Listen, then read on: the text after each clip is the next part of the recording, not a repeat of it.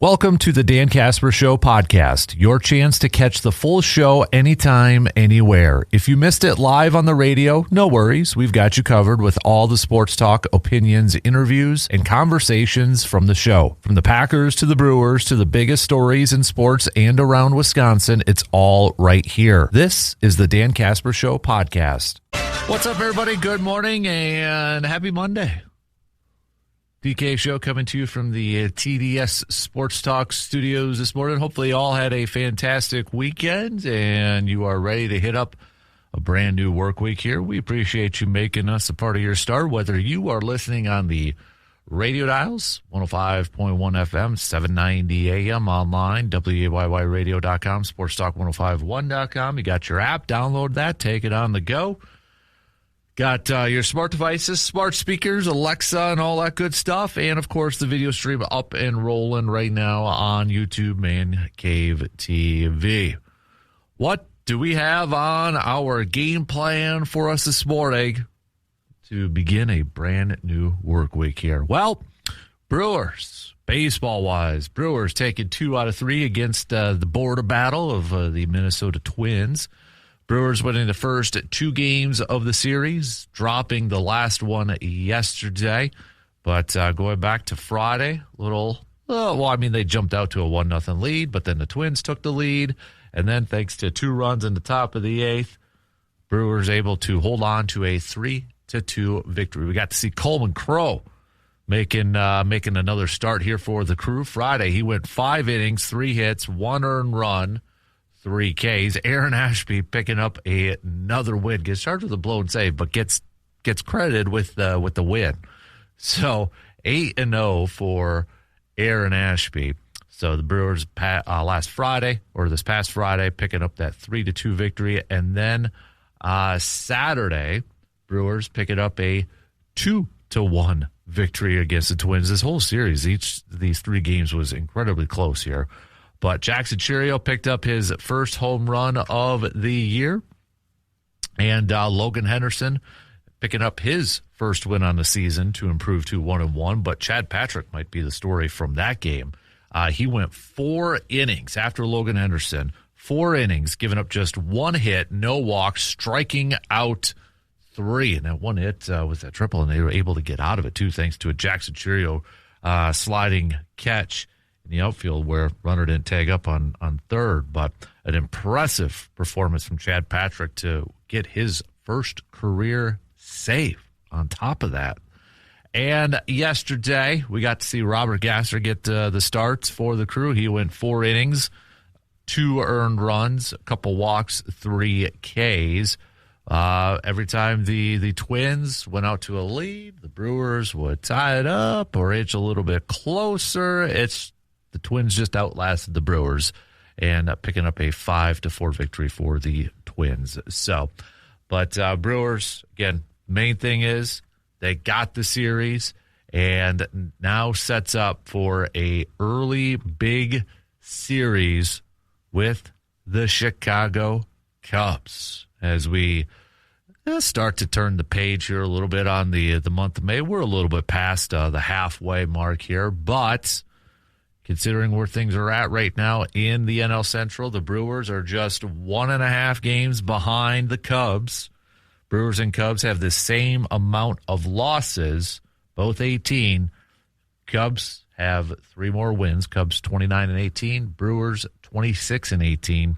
Right on their heels, though, you got the St. Louis Cardinals. They're not going away.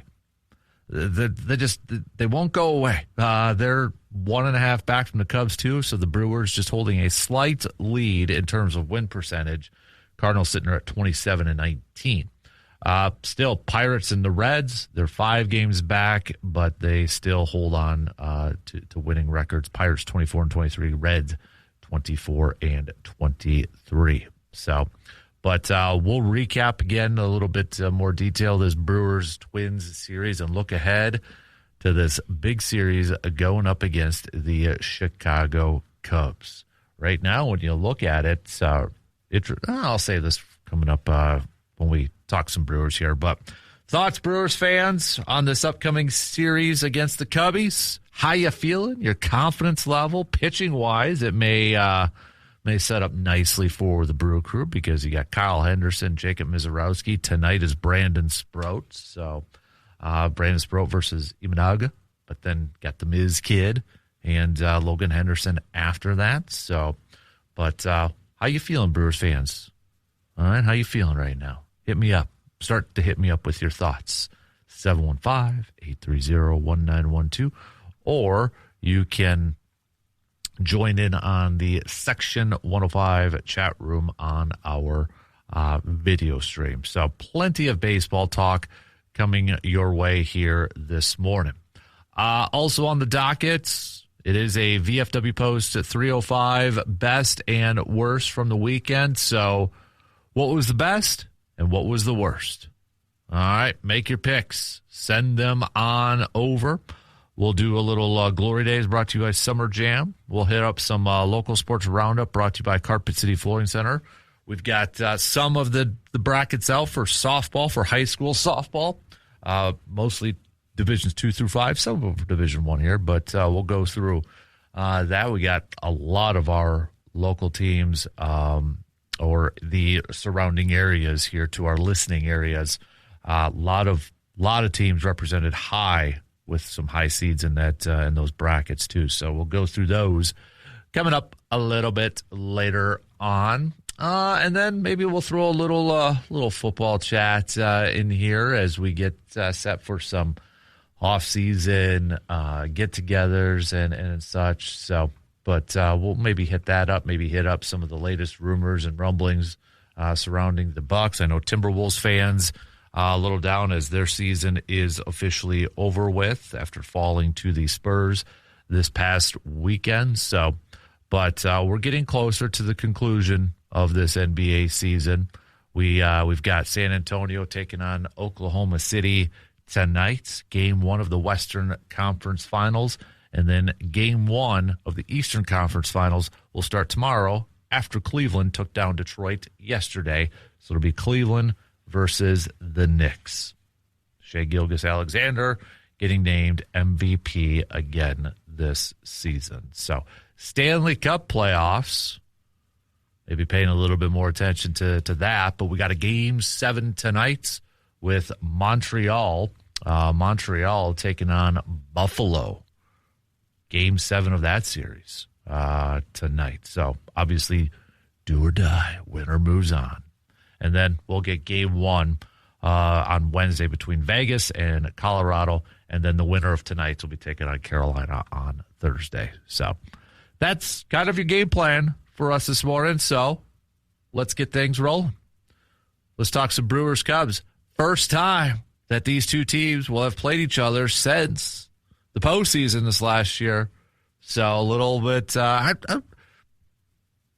would you rate, if you are a Wisconsin sports fan through and through? I'm talking about Packers, Badgers, Bucks, Brewers.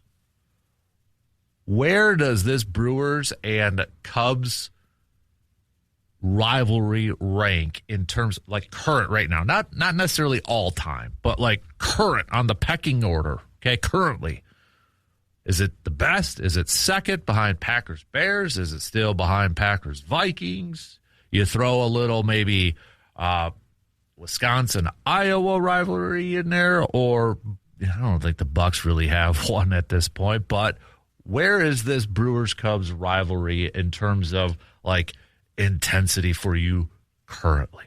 Okay, where is it at? Has it surpassed the Cardinals? It's surpassed the Cardinals for me for a long time, but it's always been the Cardinals. But right now, it's definitely the Cubs for me. But where is it at in terms of overall Wisconsin rivalries? Okay, I mean, you know what, Wisconsin, Chicago right now. This past weekend with the Cubs and the White Sox series, Chicago fans all came together with chants of Green Bay sucks at a baseball game. Can you say in your head much, Chicago fans? Just saying. I'm just saying. So, I'm not saying, but I'm just saying in your head. All right, let's get it going here this morning. Let's talk some baseball to open up things, all right? Let's do it. We'll take our first break, and then the leadoff coming up after these quick words. Whether you are chasing a championship or you're just trying to stay active, your body deserves the best care. At Chippewa Valley Orthopedics and Sports Medicine, they help athletes and non-athletes alike get back to doing what they love. From sports injuries and joint pain to everyday aches, their expert team is here with personalized care every single step of the way. So no matter your level of activity, you don't have to sit on the sidelines. Chippewa Valley Orthopedics and Sports Medicine, helping you move better, to feel better, and to live better. Just get started today by visiting cvosm.com. A couple of just a little bit of nuggets that popped up early this morning. Looks like the Super Bowl for 2030 is going to be played in Nashville. So Nashville expected to host the Super Bowl 2030. Also, according to Albert Breer, should find out today, but the 2028 NFL Draft will be in Minneapolis, so not far from here, so maybe mark it on your calendars, peeps. Draft is a little bit closer to our area. 2028 will be awarded to Minneapolis. Guess we're heading back to the draft, baby. So here we go. All right. Countdown begins, right? Countdown begins. That's less than 2 years already from now, for crying out loud. But we'll throw a little football chats coming your way here later on this morning, because we got to open up things here on the leadoff. Talking some Brew Crew, talking some baseball here as the Brewers winning another series, taking 2 out of 3 against the Twins this past weekend. We got to see Coleman Crowe get called up and get another start on Friday. Robert Gasser got the start yesterday, his first start for the Crew this season. So Brewers utilizing their depth from the starting pitching standpoints, and then Logan Henderson getting the starts on Saturday. So Brewers taking 2 out of 3. Not a ton of runs scored this weekend for the Crew, and there was close games through and through, but W's are all that matters right now for this team at this point in time. And after taking 2 out of 3, they've moved a little bit closer to the Cubs, who are in first place in the NL Central. The Brewers, though, in their last 10 games, they are 8-2. 8-2 in their last 10 games. They've been playing some really good baseball here, and, well, they'll be tested again going up against the Chicago Cubs. The Brewers, according to MLB.com, their record against teams with a 500 or better record, an impressive 12-5. 12-5. Cubs 19-13. Cardinals are also on here at 15-7. So not too bad for those 3 teams, and that's a difference too of why those 3 are at the top of the NL Central right now. When you kind of look at other teams for comparisons, again, this is according to MLB.com, the Dodgers have a 5-7 record against teams who are 500 and better. The Padres at 7-9. Braves 13-5. They're doing their thing. When we go to the American League, you got Cleveland, who is 11-10, and Tampa Bay 13-11. The Yankees, 1-8. Yikes. So, again, kind of another number or fact, nugget, whatever you want to call it, that just showcases how well the NL Central has been so far to begin this year. Pirates are they're 12-13. Cincinnati, though, 4-12. 4-12 for the Reds. And it's going to be a little bit tougher here for the Reds, too, because they got to wrap up against Philly today. So, but past weekend, again, we got to see Jackson Chourio hit his first home run on the season. Yelich yesterday back in the lineup. He hit a dinger, too. So, at least a couple of home runs from your main players, or I should say a couple of your main home run threats for this team. But now we get the Cubbies right away. Not an off day today or nothing. It starts today against the Chicago Cubs. Where does this rivalry rank for you if you are a Wisconsin sports fan right now? it to me is probably it's top 3, possibly even number 2. It's still Packers Bears for me. Like currently right now, Packers Bears has upped the ante based off of what happened this past year. So just the animosity between the two, right? That to me is number 1. And I say Brewers Cubs, probably number 2 for me. It's tight still with Packers Vikings. But given the competitiveness between the Brewers and the Cubs, obviously the council situation, saw the postseason last year, I got to go Brewers Cubs right now when I rank my current Wisconsin rivalries, not of all time. Okay, but just going on the thermometer right now, or the gauge or the scale right now, it's Brewers Cubs. There is a lot of dislike between the two sides. There's obviously a lot of dislike between, Craig Counsell and Brewers fans as of right now. Obviously, with what happened with the playoffs last year, yeah, there's some animosity. So it's probably number 2. Number 2 for me. Minnesota, Green Bay, be there.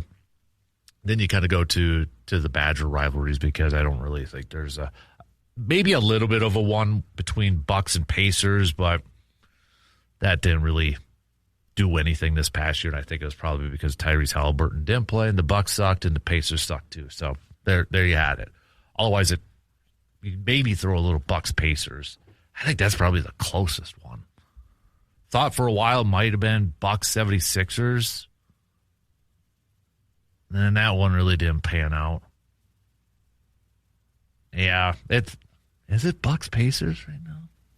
Because is it really a rivalry between Bucks and Bulls, even though they're in the same division?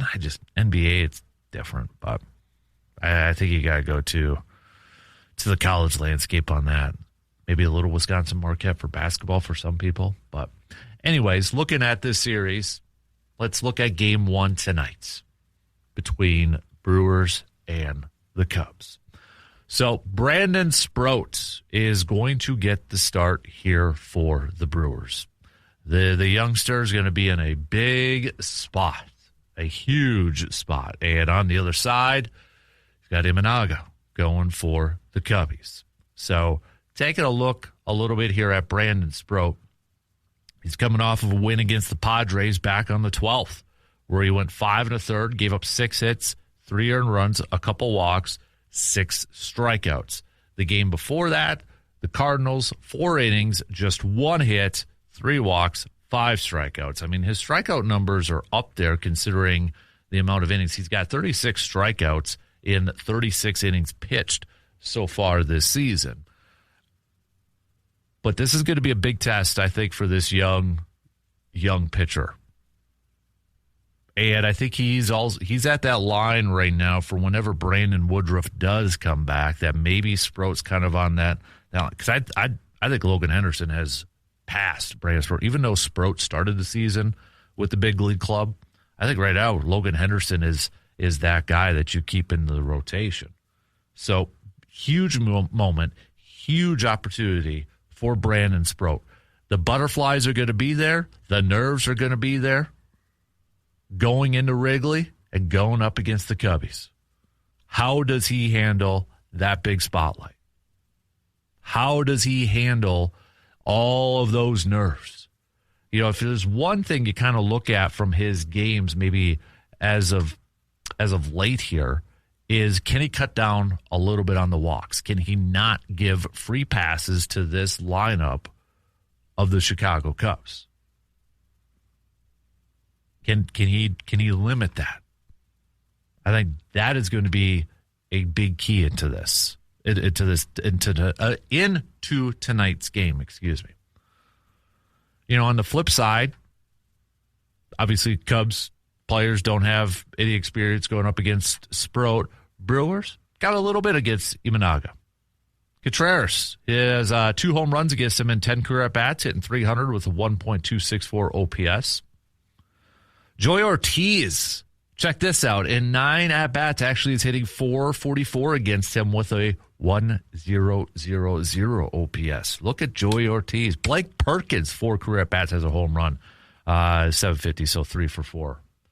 Yelich, 10 career at-bats, does have a home run, 300 against him too. Bryce Terang, 9 career at-bats, 111. Andrew Vaughn, 7 career at-bats, 429. Frelick, 6 career at-bats, 167. Chirio, 5 career at-bats, 200. So a little bit of experience. Obviously, cup like 2-3 games, if you can do the math. So, pitching matchup, on paper, on the surface, looks to favor the Cubs tonight. Not to get too far ahead, but you look at Tuesday night's game where you got Jacob Mizorowski going up against Ben Brown. That's the slated starter. And so far in 14 games and 2 starts, Duda has posted a 1-1 record, but a 1.60 ERA. At his last couple of games, he has been on fire against the Braves, giving up just 1 hit in 4 innings and 7 strikeouts. Texas, 4 innings, no hits, 3 strikeouts. So, yeah, big time. That should be a Ben Brown, a little bit of a youngster, 26 years old, 6'6". It's kind of, battle of the 2 tall, lanky pitchers for Tuesday night's game. And then you look at the series finale between these two. You'll get Kyle Harrison on the mound for the Brewers, and Cabrera is going to get the start for the Cubbies. But we'll get to those 2 games when we get to that. But I think a big key tonight is going to be Brandon Sproat. How does he handle the pressure? How does he handle the spotlight of going up against the Cubbies, going up against or going into that environment at Wrigley Field? And can the offense give him some early run support, maybe to help settle him down, and maybe get to Imanaga early? Rattle his cage a little bit. Offense, early offensive numbers, and how Brandon Sproat handles the pressure of tonight are going to be huge keys to victory for the Crew tonight. Where do these 2 teams stack up in terms of offense and defense? Let's break it down. We got to take a quick break, and we'll continue to preview this Brewers-Cubs series coming up after these quick words. Summer is almost here, and that means it's time to hit the road in something that you love. At Toyson Ford, you'll find a great selection of new and pre-owned vehicles ready for every adventure. Looking for power, looking for comfort, and reliability? Hey, they've got it, all backed by a team that's committed to making your car buying experience easy and stress-free. So whether it's a weekend getaway or your daily drive, make sure that you are riding in style this summer. Toyson Ford in Chippewa Falls, where your next journey begins. Okay, so let's continue to talk some Brewers and Cubs to open up this morning in the first hour. Taking a look at where these 2 teams are kind of at in terms of rankings and stats and such. You got 2 teams that are kind of the polar opposite in the home run category, obviously. The Cubbies are tied for 7th with 57 home runs in Major League Baseball. And the Brewers, dead last, 30 home runs. However, that doesn't mean that the Brewers don't score runs, because they are top 10 in runs scored. They score 200, or they've scored 218 this season. Cubs, 241. Batting average, if you want to throw that in there, you've got the Cubs at 9th, averaging 246 as a team. The Brewers are 12th, averaging 244 as a team. OPS, Cubs, 4th best in Major League Baseball at a 749, whereas the Brewers are coming in at number 23, 693. But on base percentage, Cubbies second best, only behind the Dodgers. Cubs coming in at 343, but the Brewers third best, 333. So, again, probably not a big surprise in terms of those offense numbers. Brewers, again, not a lot of power, hardly any power, but they still can score runs. Pitching-wise, when we look at these two ball clubs in terms of team ERA, Brewers, third best in Major League Baseball. The only two teams ahead of them, the Braves and the Dodgers. The Brewers coming in with a team ERA of a 3.29, whereas the Chicago Cubs, straight in the middle, 15th at 3.99. In terms of giving up home runs, the Brewers, they're the best. Their pitching staff does not give up home runs. They've only given up 34 on the season. Cubs, complete opposite. They're third worst. They've given up, I should say, it's tied for second worst. They're tied with the Rockies, giving up 64 home runs. The only team that has given up more home runs from their pitching department is the Washington Nationals at 69. Maybe a little bit of power. Depends on where that wind is blowing at Wrigley Field, right? Opponent's batting average, Brewers, fifth best, tied for the fifth best average, 225. Cubs are at 9 at 232. In terms of issuing walks, Brewers, the Cubs, fourth, tied for fourth, giving up the fewest amount of walks, 141. Brewers, 152. And then strikeouts, Brewers, fourth best, 426 total strikeouts. Whereas if you look at the Chicago Cubs, they come in at number 18 at 382. So just kind of a preview by the numbers between these two ball clubs of where they've kind of began the season now that we're approaching the first 2 months of the season. Cubs hit homers, Brewers don't. Both teams still score a bunch of runs. Cubs give up a lot of homers, Brewers don't. Which one's going to work out? Which one is... This is a series, too. I don't know if we can really... You can maybe look at some of the numbers and see some of the trends. But given these two ball clubs, they know each other very well. They've got game plans figured out. Can you execute the game plans? That's going to be the determining factor in this whole thing. Brewers are going to try to play their game. Cubbies are going to try to play their game. They're going to try to hit a bunch of home runs. Brewers are going to try to put pressure on that defense and manufacture some runs, playing a little small ball, hitting the ball around the park, and they're going to try to win by pitching. Brewers are going to try to win by pitching. Cubbies are going to try to win by offense. Which one's going to come out? Which one's going to come out on top? Which team is going to have the most amount of errors or defensive miscues? That's going to be a big factor in this one, too. Because I got a feeling that the team with, and honestly, you can make this probably for a lot of games and a lot of matchups, and this is probably going to be a statement that is like, well, no duh. But I feel like this is going to be a tight series, a series that's going to have a lot of emotions attached to it. The team that handles that better, limits the mistakes, timely hits, crucial hits, clutch plays, the team that does that, well, I feel like it's going to come out to, and you look at where these teams are at in terms of errors per game, they're right next to each other. In fact, they are tied.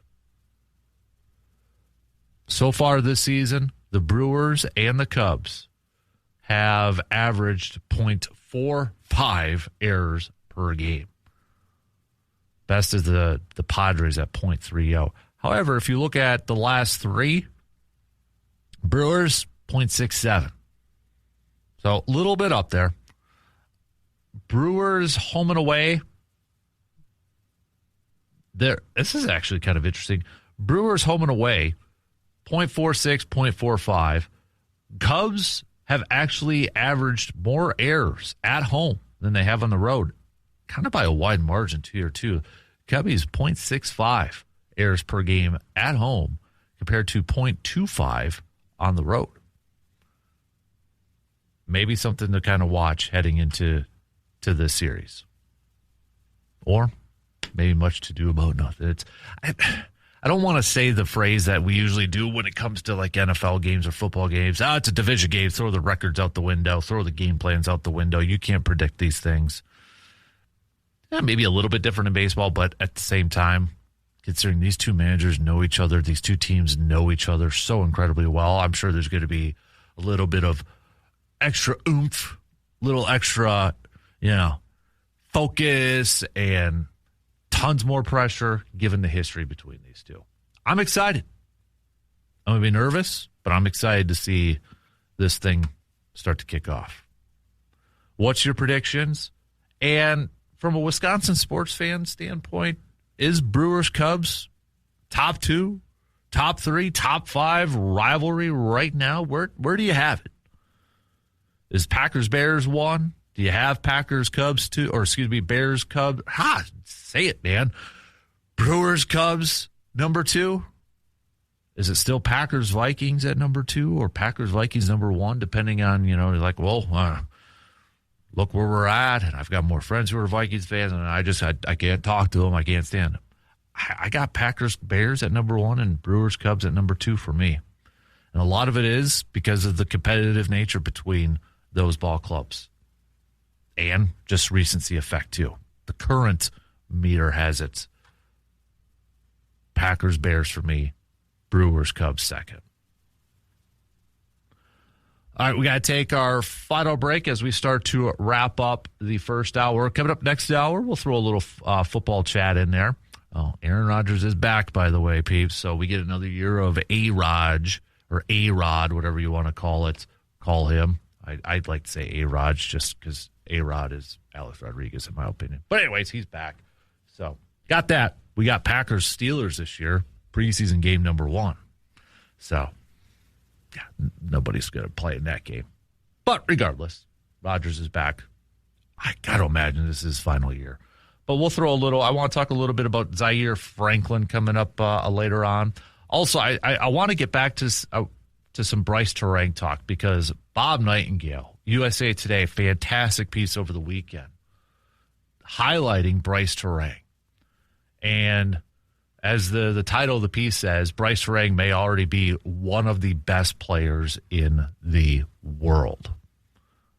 Finally, some national praise, worldwide praise for Mr. Bryce Terang. So I want to get to that at some point here this morning, too. Send me your VFW Post 305 best and worst from the weekend.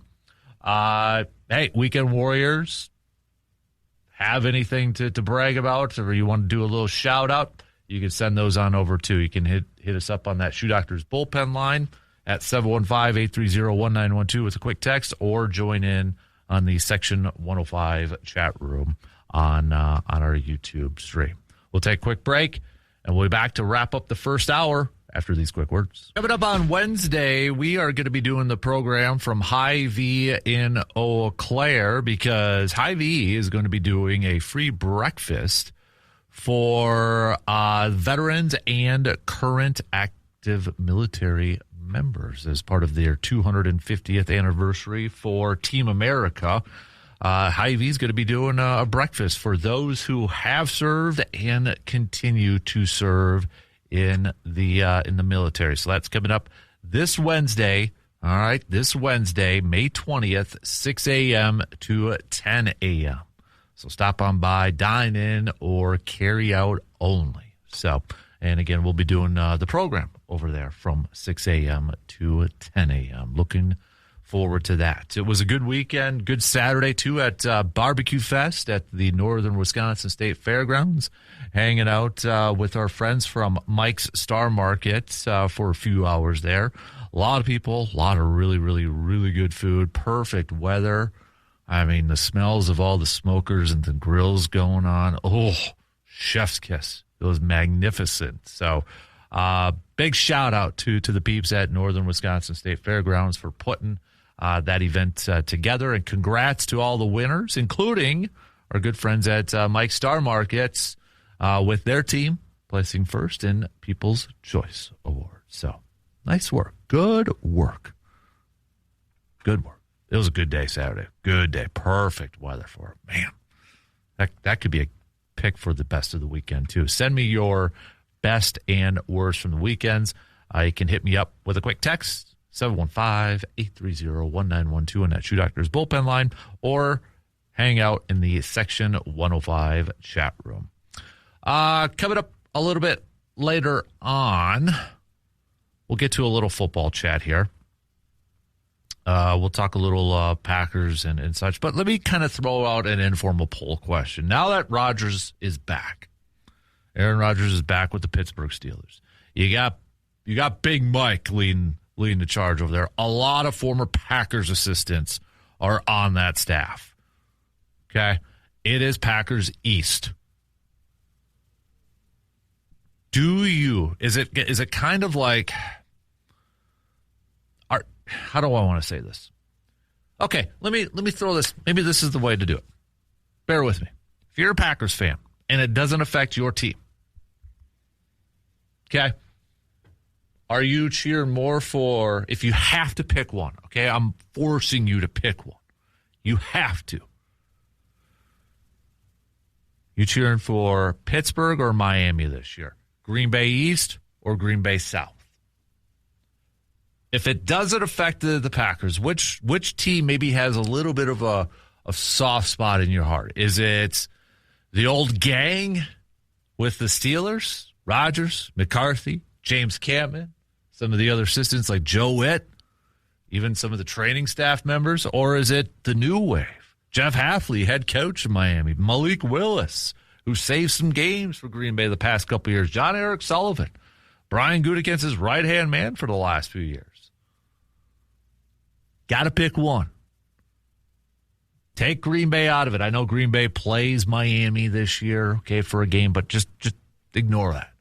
Because we all kind of like, hey, if my team's out of it, I'm kind of, hoping for the best for this one. Do you want to see Rodgers? If Green Bay's not involved, do you want to see Rodgers win a Super Bowl, one more before he calls it? Or are you hoping the best for Malik Willis, Jeff Hafley, and such? Which one? Which one is your AFC team between those two? Packers East or Packers South? This has got to be Rodgers' final year.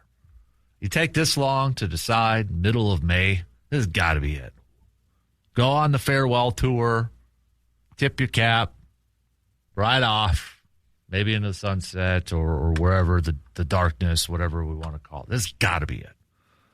But, all right, $20-some million too. Holy moly! I feel like that's a pay raise. Wasn't it like just 15? I have to double check that. When I saw the initial numbers coming up, I'm like, holy moly! Were they that desperate, or they gave him a bunch more money, saying, "Hey, please come back"? I don't know, but I was like, dang, a lot more than I thought it was last year. I could be completely wrong, but all right. I only got about a minute and a half till the shot clock stops. So, again, hit me up with your VFW Post 305 best and worst of the weekends. You want to do some Weekend Warrior shout-outs, maybe for some youth baseball, if you had any tournaments or stuff, or maybe you yourself were at a slow pitch softball, whatever the case may be. Looking at anywhere from like K through 8th grade and then post-college. All right, you can send those on over. Ones that we don't normally highlight in our local sports roundup, okay? That's what I'm looking for. Ones that we don't normally talk about in local sports roundup. But speaking of local sports roundup, we'll get to that coming up a little bit later on. We've got some of the brackets for high school softball as regionals are going to be starting this week, and a lot of representation from our listening area teams, especially very high up in those standings and those seedings. So we'll hit that up as well. And then we've got Express season starting, a week from today. So, that's coming in hot. We'll have more details for some Tailgate Thursdays that we're going to be doing with the Express. So I'll hit that up, give you a little bit of a heads up coming up here later on here too. All right, shot clock is there. We got some news updates, and we'll be right back after this.